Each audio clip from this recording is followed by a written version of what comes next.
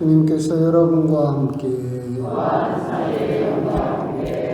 마르코가 전한 거룩한 복음입니다.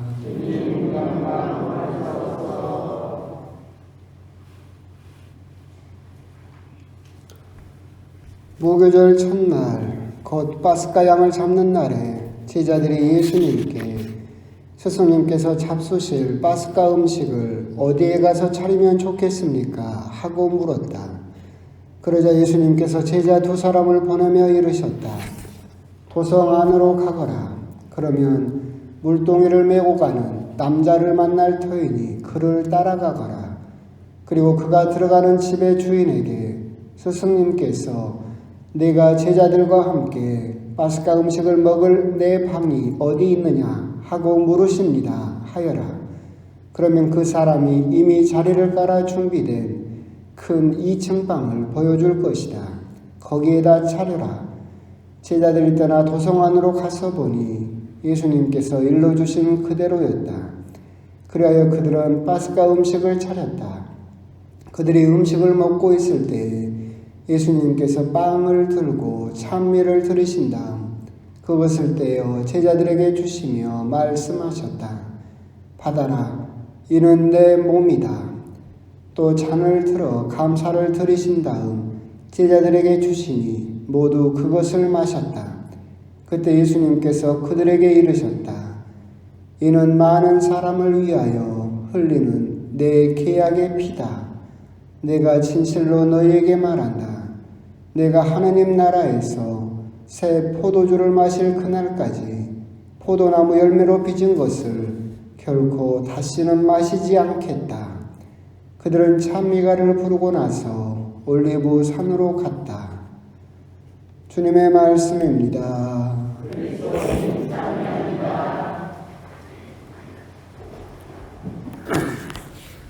참 예수님. 6월 예수 성심 성월, 오늘은 지난주 성체 성혈을 3일째 대축일을 지나서 오늘은 또 더 거룩한 더 깊은 신비인 성체 성혈 대축일을 이렇게 지내게 됩니다. 예수님의 성체 성혈, 그 의미는 한마디로 말하면 나를 죽여서 너를 살리겠다, 그 한마디로 요약될 수 있을 겁니다. 우리가 이제 우리 생명을 이어가기 위해서는 살아있는 존재는 반드시 다른 존재의 생명을 필요로 합니다. 그렇죠?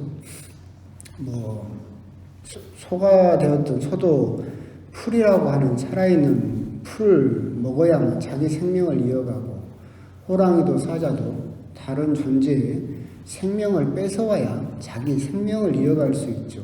우리 인간도 그렇죠. 우리도 여러분들이 먹은 저녁 밥상을 보더라도 다 생명체였죠. 뭐가 되었든 그런 다른 존재의 생명을 뺏어와서 우리들의 생명을 이어가고, 또 사실 우리 자매님들은 더 절실하게 그런 신비를 느낄 수 있죠. 여러분들이 아이를 가졌을 때, 여러분 뱃속에서 아이가 클 때 아이의 생명이 커지기 위해서는 어머니의 생명이 줄어들 수밖에 없겠죠. 그렇게 어떤 존재의 생명을 키워가기 위해서는 반드시 다른 존재의 희생을 전제로 한다라고 하는 것은 세상의 이치이고, 이것은 또한 예수님께도 공이 또 적용되는 이야기죠. 그렇기 때문에 그런 다른 존재의 생명을 뺏어가는 동물을 우리가 지칭을 할 때, 고기를 주로 먹는 동물을 육식동물이라고 부르고, 풀을 주로 먹는 동물을 초식동물이라고 부르고, 이도저도 없이 우리 인간처럼 다 먹는 동물을 잡식동물, 잡식성이라고도 부르죠.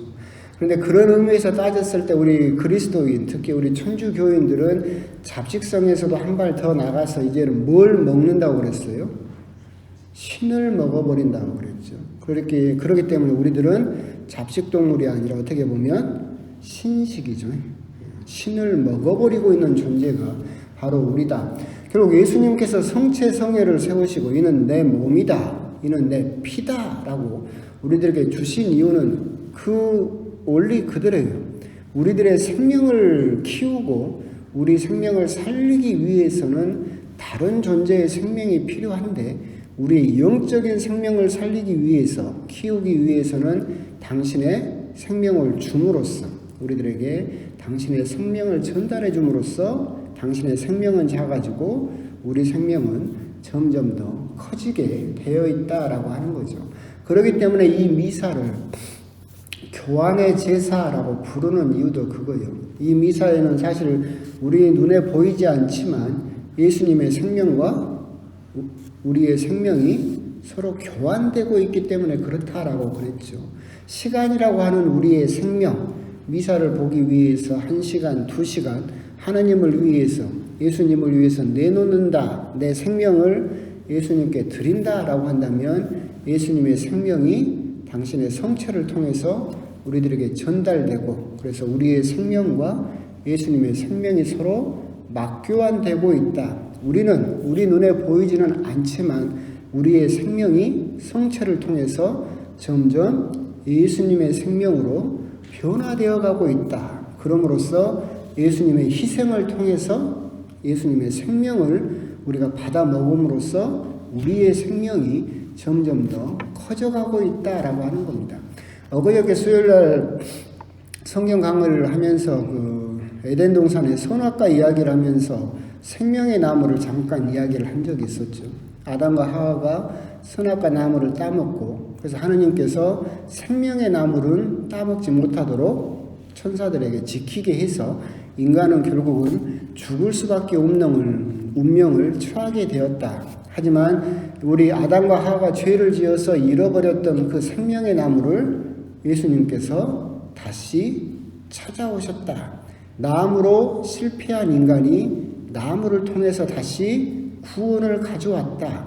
그래서 보라 십자나무 여기 세상 구원이 달렸다라고 노래하는 이유도 아담과 하와가 놓쳐버렸던 그 생명의 나무를 예수님께서 십자가라는 그 나무 위에서 팔을 벌려서 당신이 피를 흘리고 그 피를 통해서 열매를 맺었으니 그 열매가 바로 성체이다. 그래서 아담과 하와도 맛보지 못했던 생명의 나무의 열매를 우리들은 예수님의 희생, 예수님의 그 생명을 통해서 예수님의 그 피를 통해서 우리들은 예수님의 생명을 받아서 영원한 생명을 우리가 가지게 되었고 그래서 또한 성체를 통해서 교환의 제사를 통해서 우리의 생명이 영원한 생명으로 변화되어 가고 있다.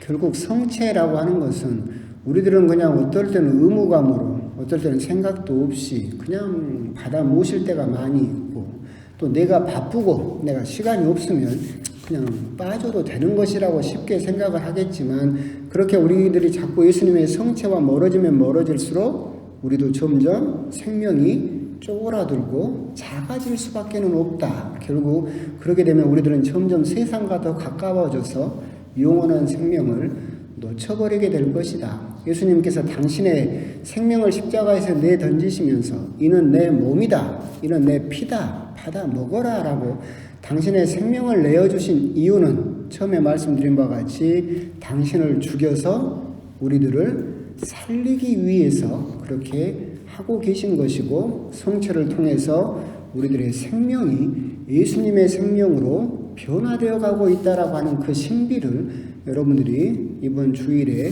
한번 곰곰이 또 묵상을 해 보셨으면 좋겠습니다. 그러면서도 이제 우리가 생각해 볼 수 있는 부분은 그거죠. 예수님께서는 최후의 만찬 때 빵을 떼서 주시면서 받아 먹어라. 이는 내 몸이다 라고 이야기를 하셨죠. 예수님께는 빵이지만 우리에게는 우리말로 바꾸면 밥이죠. 일상적으로 맨날 먹는 밥이에요. 그럼 예수님께서는 왜 당신을 밥이라고 불렀을까?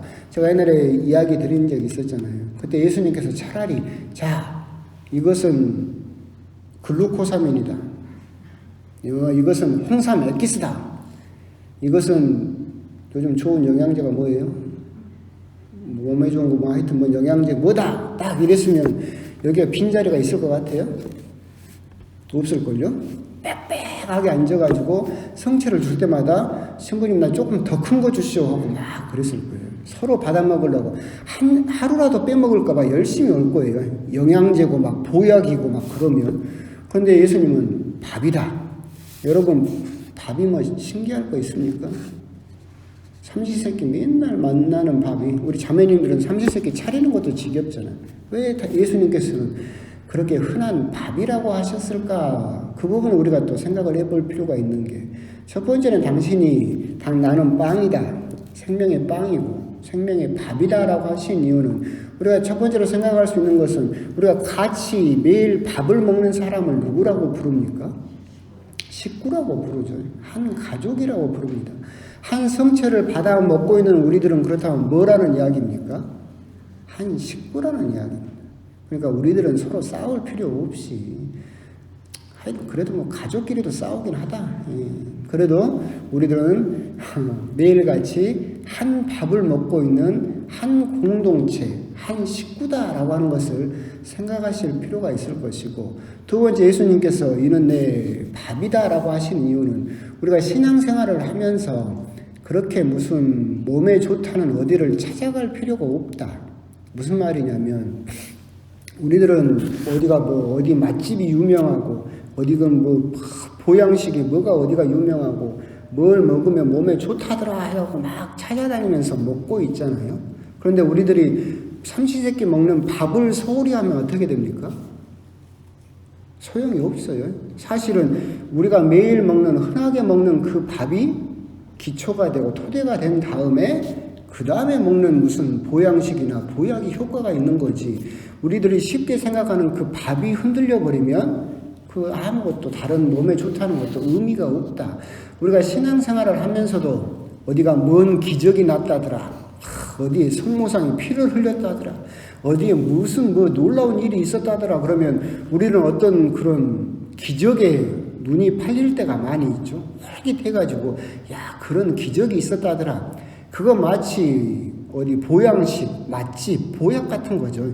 근데 그런 기적에만 눈이 팔려가지고 내가 밥을 먹는 일상생활의 신앙생활을 소홀히 하면 이건 역시도 아무 소용이 없다. 결국 우리가 예수님께서 밥이다라고 하신 이유는, 너희들의 일상생활에서 이루어지는, 어쩔 때는 귀찮기도 하고, 어쩔 때는 맨날 해야 되고, 어쩔 때는 의무감으로 해야 될 때도 있고, 어쩔 때는 왜 하는지도 모르겠고, 마치 삼시세끼 먹는 밥처럼, 하지만 그렇게 일상에서 이루어지는 기도와 일상에서 이루어지는 미사가 있지 않고서는 다른 어떤 것도 큰 의미가 없어지게 될 것이다. 너희들 일상에서의 삶을, 일상에서의 신앙생활을 소중하게 생각할 수 있어야 된다. 그런 부분에서 우리가 예수님께서 굳이 나는 무슨 글루코사민이니, 나는 홍삼 액기스니, 이런 것이 아니라 나는 밥이다라고 하셨던 그 이유를 우리들도 오늘 한번 묵상하실 필요가 있겠다라고 하는 겁니다.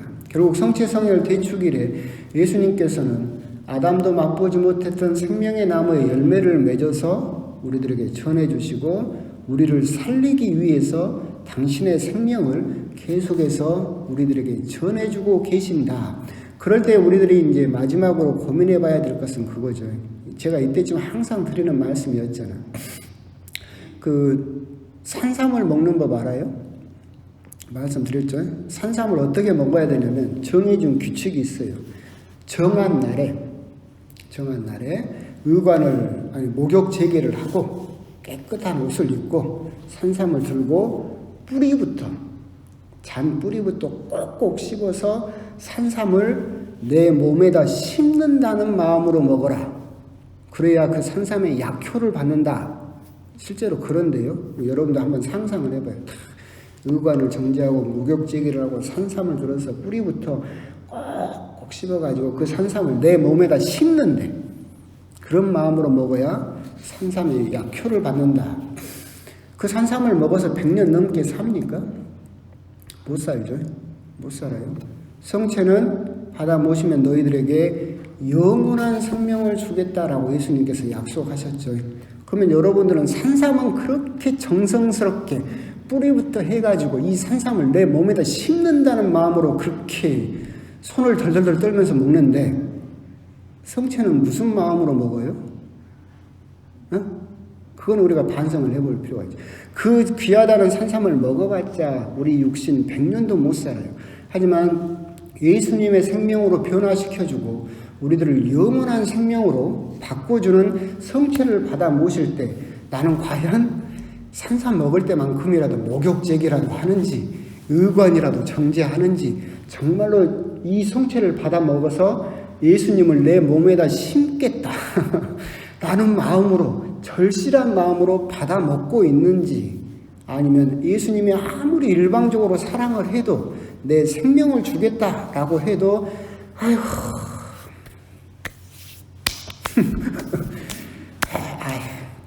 뭐 맛이 있는지 없는지도 모르고 그냥 습관적으로 그냥 해야 되는 통과 의례처럼 그렇게 우리들은 예수님의 사랑을 우리가 무시하고 있는 것은 아닌지 정말로 예수님의 성체를 받아 모시면서 산삼만큼 그 또는 더 그 이상으로 예수님의 사랑을 우리가 생각을 하고 예수님의 희생과 예수님의 생명이 내 안에 전달되고 있다라고 하는 것을 내가 정말 진지하게 묵상하고 있는가 그 부분에 대해서도 한번 곰곰이 또 묵상을 해보셨으면 좋겠습니다. 아멘.